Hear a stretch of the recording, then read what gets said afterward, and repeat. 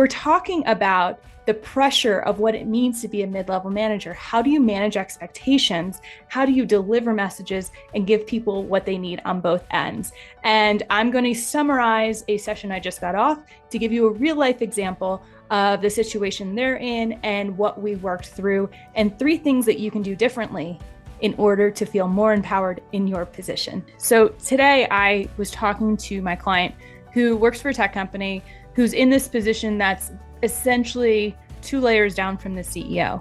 And he manages multiple teams and the leaders of those teams and is responsible for kind of being the messenger. And if you know the old adage, don't shoot the messenger, this was basically happening. So he was getting some vague directives from above and then was communicating that down to his team and was feeling like there's got to be more context. I'm not feeling the buy-in. And was feeling like he couldn't really please anybody. There was a lot of ambiguity and vagueness happening from both ends. And it was this feeling of kind of being crushed from the top and the bottom. Like he was the meat of the sandwich, but he was more like a PBJ that was kind of oozing out. That was gross. And also delicious.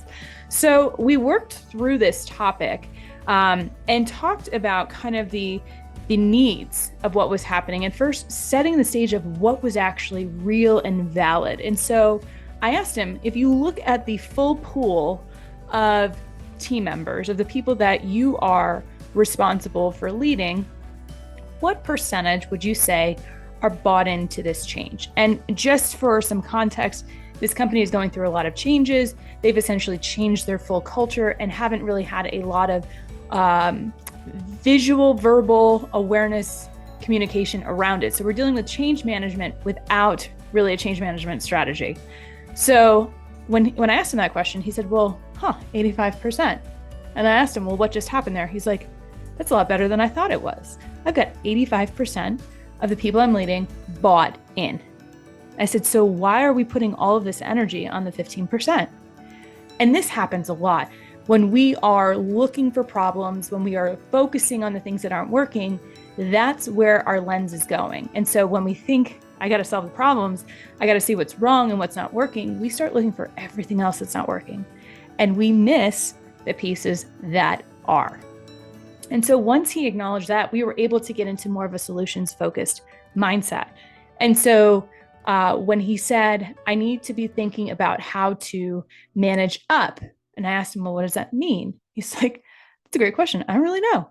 And so we started talking about what it actually meant to manage up. And this is a point that I want to bring across, is that in business, we have a lot of big words and phrases, but we don't actually know what they mean. We don't have any specifics around it. It's like, let's get some alignment and synergies. Well, what does that actually mean, Bob? Well, I don't know. So get specific. And what does that mean? Break it down into categories, into buckets. So managing up means, how do we have bigger vision goals? So what are those things we're responsible for? Is it executing and delivering products? Is it maintaining clients? Is it bringing in more clients? Is it closing deals? Is it revenue? And then looking at, what are the activities and actions that support it? So what are the things that are in your control and your team's control to work on those, accomplishing those goals? So from that, we now have more information to bring up. And here's one of the biggest flaws, the biggest missteps that people make when they're managing up, is they come in with questions. So what do you expect of me? What are my goals? What are my performance metrics?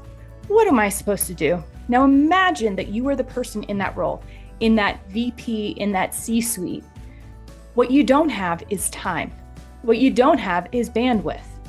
You don't have the space to be thinking of the 20 people that report to you and all of their metrics and criteria. It is amazing if someone who's reporting to you comes to you with ideas. So here's what I'm thinking about for my career growth. Here's what I'm thinking for my performance metrics. You've essentially done the work for them and they're like, wow, this person has it together. And then you can have dialogue about what needs to be tweaked or firmed up so that you have a mutual shared agreement. So in the same way that you wouldn't just put something on your boss's desk or your supervisor's desk and say, hey, so I'm just going to do this. You cool with it, right? You can't expect your boss to do the same for you. You wouldn't like it if someone said, these are your performance metrics. This is what you're responsible for. Go do it. That's command and control.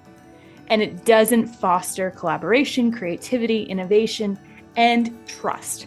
So if you want to build trust in managing up, do the advanced work. Be proactive. Set aside an hour and ask yourself questions.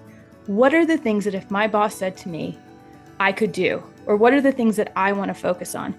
And then you can build your plan, whether it's career mapping, performance metrics, targets. You can tweak from there. And then in the same way, if you are managing a team, you can then give them the same directive or prompt. So it'd be great if you came to me with some ideas that we can work off of. Or when you say you need more context and clarity, what is it that you're specifically seeking? What is it that you actually need? We need to stop tiptoeing around the vagueness and ambiguity and start being specific, because in specificity, we have context, we have facts, we have data, we have something to work with. And if we aren't clear, we can get curious and ask for confirmation. See, there's opportunity, but we have to stop just allowing these surface words and phrases to be treated like facts or just general knowledge, because your assumption is something else other than mine. So if you tell me I need you to execute on this project, I'm like, all right, so when I have the time, I'm going to get it done. And your expectation means it's going to get done today.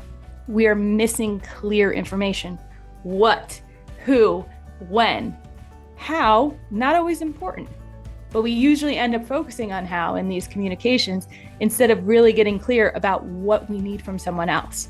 So I want to encourage you to not tiptoe around the topics, but to step fully in. You're probably not going to be 100% right, but guess what?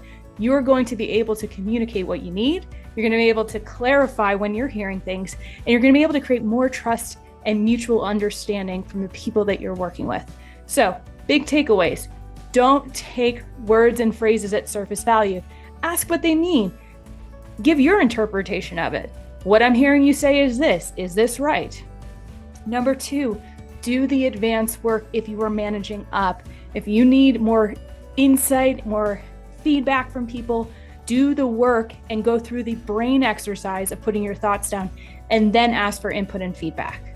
And number 3, if you are managing people, ask them to do the advanced work, ask them to come with ideas and solutions, and then have that two-way communication to build that trust and safety. So I hope this was helpful. We'll see what comes out of my mouth next after I talk to some clients, and you all keep being awesome.